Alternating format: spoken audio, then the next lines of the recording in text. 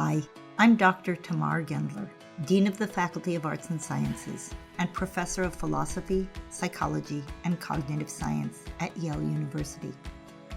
In this video, I'll be exploring the idea that a certain kind of inner harmony is the foundation of a happy life. Maya has been considering the idea that unhappiness is often the result of inner conflict. She has learned that her mind has different parts with different functions. When they work at cross purposes, unhappiness is often the result. What does a mind in harmony look like? Plato compared a soul in harmony to a healthy body, where all the parts are doing their jobs. If your heart isn't performing its function properly, you're in trouble. The same goes for all your other parts. When your organs aren't doing what they should, that's usually bad news for your health. Likewise, Plato thought, in a well-functioning soul, all the parts are doing what they are supposed to do. Following this metaphor, then, understanding the idea of inner harmony requires knowing what functions the different parts of the mind are supposed to perform. Then we can see how harmony supports happiness. Sophie reminds Maya that contemporary psychologists divide the mind into two systems. System 1 produces immediate, automatic, and often unconscious thoughts and behaviors. It processes information with lightning speed, enabling us to perform vital tasks like recognizing faces, detecting danger, and making split-second decisions with little effort. System 2 is conscious, deliberate, and methodical. It's how we plan, make deliberate decisions, and assess evidence. It works slowly, requires our attention, and sustained effort. But the effort is worth it. With System 2, we can reflect on our circumstances, evaluate how things are going, and decide to change course. In other words, System 2 can reason. System 1 can't. It's no good at contextualizing information, and it can't slow down and change course. So it might produce responses that don't fit the circumstances, sometimes to entertaining effect. Think of the thrill you get when you're watching a horror movie that you know perfectly well is make-believe. Other times, System 1 pushes us to act against our own long-term interests. Psychologist Walter Mischel studied how well children were able to delay gratification. He put a marshmallow in front of them and left the room. If they could wait until the experimenter returned, they could have 2 marshmallows instead of just 1. But if they ate it earlier, that was all they got. On average, kids in the original experiment lasted 4 minutes before eating the marshmallow. But if the marshmallow was hidden from view, they were able to wait nearly 12 minutes. That's a 3-fold increase in willpower just by changing what they were able to see. That's because the marshmallow activates System 1's treat detector. It sees the marshmallow and can't stop yelling, "Yummy treat! Eat! Eat!" System 2 says, no, we'll get a better reward if we wait. But sober reasoning about future rewards doesn't stand much of a chance against a hyped-up treat detection module. When the marshmallow is hidden, System 1 stops noticing it and moves on to other things.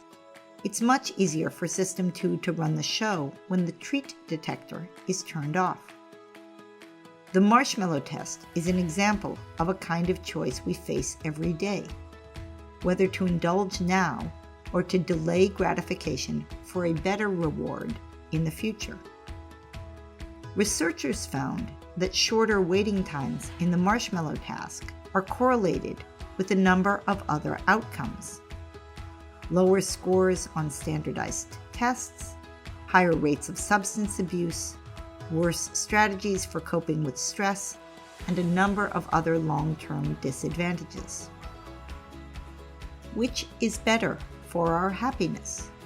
Delaying gratification for a greater future reward, or doing what feels best in the moment? Maya thinks that if something is really in her long-term interest, it's clearly better to do that. Even if she has less fun in the moment, she knows it will be worth it. So it looks like System 2's job is to see the bigger picture, interpret what's going on, and decide what's best for us to do. As Plato said, reason's role is to steer us in the right direction.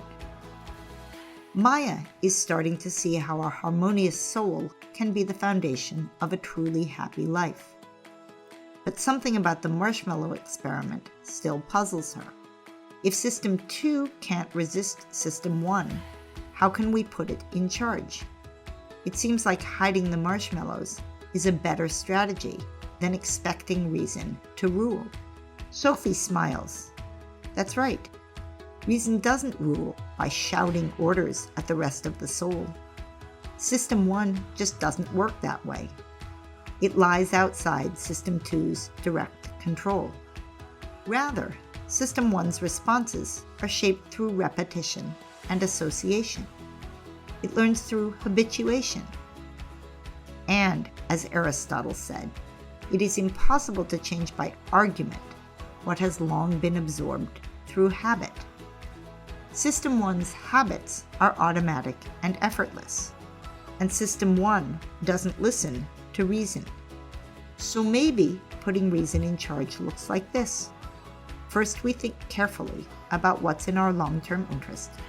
Then, we figure out how to advance those interests. That means understanding how our minds work and figuring out how to get and stay on the right path. System 1's habits are powerful tools for shaping our thoughts and actions. If we can form good habits that further our long-term interests, we will be able to stay on the right path, effortlessly. But, Maya wonders, how do you form better habits? Well, Sophie says, at first you need to act deliberately in a way that goes against your current habits. And if you keep at it, System 1 will gradually absorb what you're trying to teach it. As it does, you will come to resemble the kind of person you were aiming to be. Aristotle said, "We become builders by building, harpists by playing the harp, just by doing just actions, temperate by doing temperate actions, brave by doing brave actions." In other words, if you want to become something, you should act as if that was what you already were.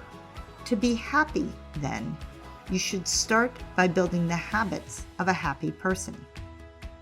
Are good habits the key to happiness? What do you think?